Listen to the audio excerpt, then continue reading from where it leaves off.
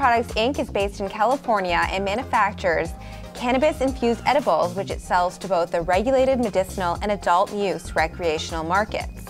All products under the Plus brand are made with high-quality ingredients and produced in the company's dedicated 12,000 square foot food-safe cannabis manufacturing facility in Adelanto, California, staffed with chemists and food scientists. Plus Products Inc. is listed on the CSE under the ticker symbol PLUS. Jake Highmark joins me now. He is the CEO of Plus Products, trading on the CSE under the symbol PLUS. Jake, welcome. Thank you. Thanks for having me. Jake, quick overview. What is the company all about? How was it founded, and where are you at now? So Plus is an edibles manufacturer in California. We're one of the largest edibles manufacturers there, which is, of course, the largest cannabis market in the world. Right. We started in my parents' garage in Palo Alto. I was actually looking at the cannabis industry, thinking about getting interested in sort of the banking side, which in the U.S. is a real problem because it's still federally illegal. Yeah. And saw an opportunity as I was visiting dispensaries that many places really didn't have good food products. They weren't dosed correctly, they were packaged very poorly. My uncle used to run a $100 million contract manufacturing plant in Austin, Minnesota. So I knew what it was supposed to look like.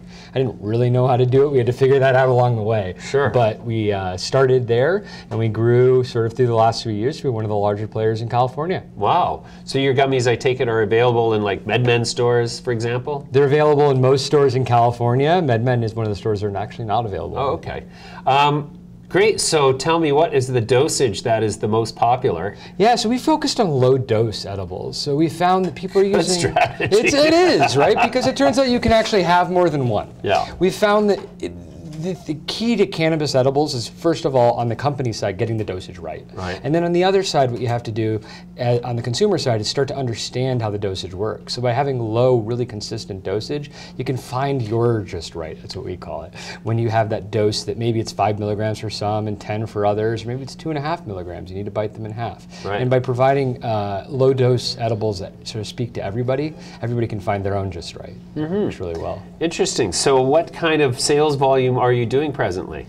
We are a public company, of course, so I don't give our revenue numbers, but I'll say that from what is publicly available in the retail sales numbers from the data analytics trackers, we've 10x'd our sales over the year. Where we started at the beginning of 2018 to where we ended was a huge difference in the number of Plus products that were being sold at stores. Okay, so what is the product called that I look for in the store? So when you go to a store, you'll see 4 different products that are Plus every day. They're all different types of gummies. And what we focused on, it's a little bit different than other companies, is that just a few products that have really high SKU velocity. And we sell more of those than companies that have hundreds of different products. Because in this industry, you're going to have to make products in California, New Jersey, New York, Massachusetts, Nevada, Canada, and Europe, and have them all taste the exact same way. If you have a portfolio of 100 products, that's a really hard problem. Coke didn't have to make Coke in New Jersey and New York and make sure it was the same. Now, with problems come opportunities, and that's what Plus is really focused on. So by having only a few products, we get that customer loyalty, and then we can have those same products available everywhere. Right, that's interesting. So what is the most popular product? Number 1 is our Sour Watermelon Uplift. Actually, in all of California, across flower, concentrate edibles, and vapes, that is the number 1 selling product. Really? Yeah. Huh, and what's the potency of that? That's 5 milligrams each. 5 milligrams. For about $20, depending on the dispensary, you get 20 individual units of 5 milligrams each. For $5? For, well, $1 per unit. $1 per. Oh, okay, so that's pretty cheap. Yeah. I have experimented with a wide range of edibles from the stores in California, and I found that I'm not very functional with even the slightest amount of THC. I become somewhat catatonic and antisocial, and I just want to go lock up myself in a room with a drum kit and just do that instead of deal with people. So does the audience for these products on the THC side, do they trend towards the younger crowd? Actually, interestingly, we thought they would, but they don't. They're all the different age groups. What we found is that as we've gotten that dosage right, what a lot of companies have had difficulty with was getting that dosage right. Because if you have too much, you actually get what we call couch lock. That's when you're locked in the couch and can't move at all. Yes. And by getting that dosage right and at a low dose, we found that people don't have that effect. that's sort of what's made us successful, was getting that right. Yeah. One of the things that I found with edibles is people, especially with less experience, will eat one and say, oh, well, yeah, I feel it a bit, but that's nothing. And they'll eat another one and they'll go, yeah, I feel that a bit more, but I'm still good. And then they eat another one. This all happens in 45 minutes, and they don't understand that many times it takes a long time for the edible to come into your system, and 2 hours later they've got couch lock. So how do you, is that a process of education and labeling where you say to people, try one, give it a solid hour, maybe 2 hours until you know how these are going to work in your body? So it's part marketing, it's part labeling, but the most important part is it's actually time. When I look at markets like here in Canada and I look at people who are in New York or other states where just haven't had the history, the consumer isn't as educated. In California, it's been legal for more than 20 years. That means that the brands that are in California have had to be playing against each other for more than 20 years, and the consumers are used to a different level of product, they're used to higher quality products, and they're actually used to using them in different ways. Edibles are a different experience, and as other consumers start to learn that, what we found is that over time, as markets move toward recreational, the consumption of edibles increases over time as a percentage of the market. As people get familiar with them, they start to trust them, and the brands that are able to capture that are actually going to be really successful brands. Sure. So are people who were formerly hardcore premium flower smokers gravitating more towards edibles as they age because the smoking does take a toll on your exhaust system? So a lot of our consumers are what we call acceptors. That's people who had used cannabis historically and maybe stopped using it for a long time and are now back into the industry and they're accepting of it. Right. And those people we found have actually really high repeat purchase rates once they find the products that they like. Another group that's amazingly large is people who are looking to solve their pain problems. If you're looking to solve pain, you will try anything once. And then if it works, you keep buying it. Right. By tuning the different molecules in our different products, we actually can start to solve those states. I think any company that says that they're doing it right now is crazy because it's so early on in this industry. It's going to look very different in 10 or 15 years.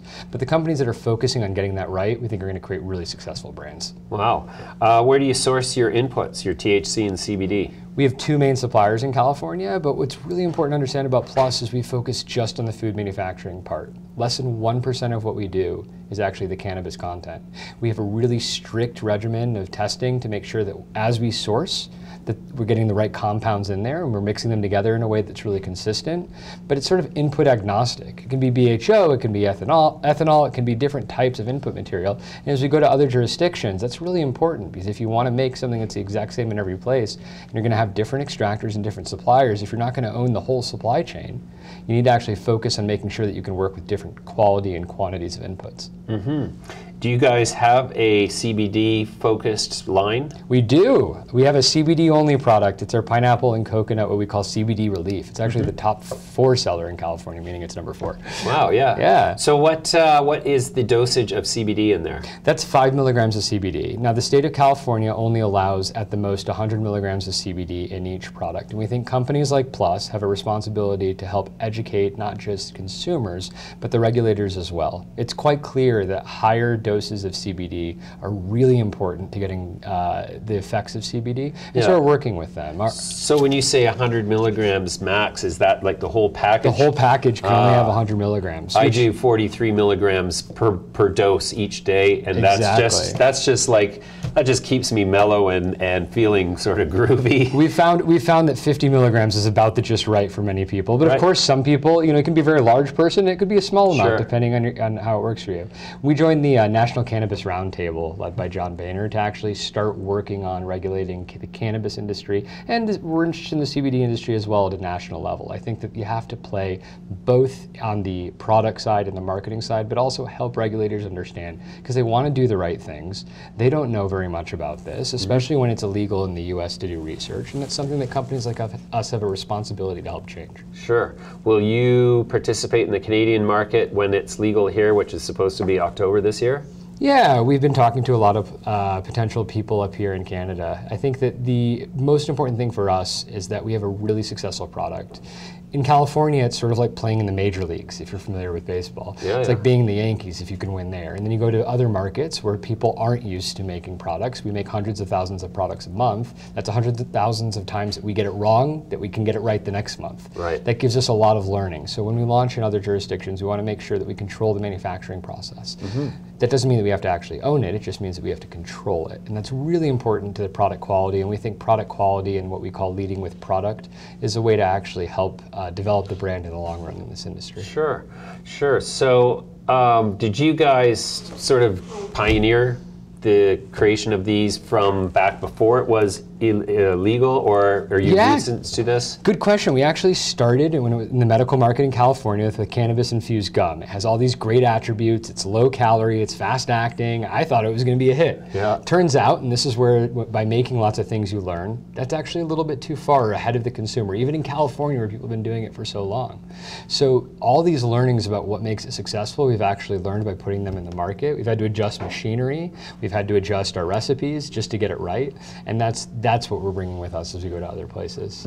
Cool. So from an investment perspective, what's the growth catalyst? What's the primary driver of growth in the value of the company? This year, the primary driver of revenue for us is actually going to be regulatory. So if you look at what happened in the 2018 versus 2017, when in the first year of recreational sales in California, the total market shrank, which means one of two things happened. People consumed less cannabis the first year it was recreational, or more cannabis moved to the black market. I would be surprised if people consumed less cannabis. Me too. So well, as we look to 2019, we're really excited that the California state seems to be stepping up the regulatory enforcement. It's going to move more people toward the legal market. And what's really interesting is that as people move from black market shops to legal shops, what they purchase changes. People don't feel comfortable purchasing edibles from their corner drug dealer. That feels weird. But when you walk into a store that's beautiful, that's well kept, that has great products all over it, you actually may want to try one of these edibles. And once you do, keep purchasing it. Very cool. So I've heard that up to 90% of the vendors of cannabis in California are still not properly registered and licensed. That sounds like a number that's hard to quantify. I'll say we got one of the first annual licenses in California. We're really proud of that. We got one of the first temporary licenses as well. We have a chief risk officer who monitors not just compliance, but actually helps educate the regulators on what we're supposed to do. She came from both Uber and Facebook. Oh, very cool. Yeah. So will you guys create more products as the market matures, like across different categories? Of course we will. Yeah. You can't be relevant, and there's an opportunity here to create a infused product manufacturer that really can span the entire infused product manufacturing spectrum. So it's everything in edibles, but also tinctures, oils, vapor cartridges, anything where the manufacturing is adding something to it. That's where we see the value of a brand can actually provide something to the customer. When we do what we do, well, we like to keep it secret until we launch it. Yeah, sure. Okay, well, that's awesome, Jake. That's a great introduction to the company. I've not been familiar with it. The cannabis deals are starting to fly this way faster than I've ever seen. But we'll leave it there for now. We'll come back to you in due course. Thanks for joining me today. Thanks so much for having me. You bet.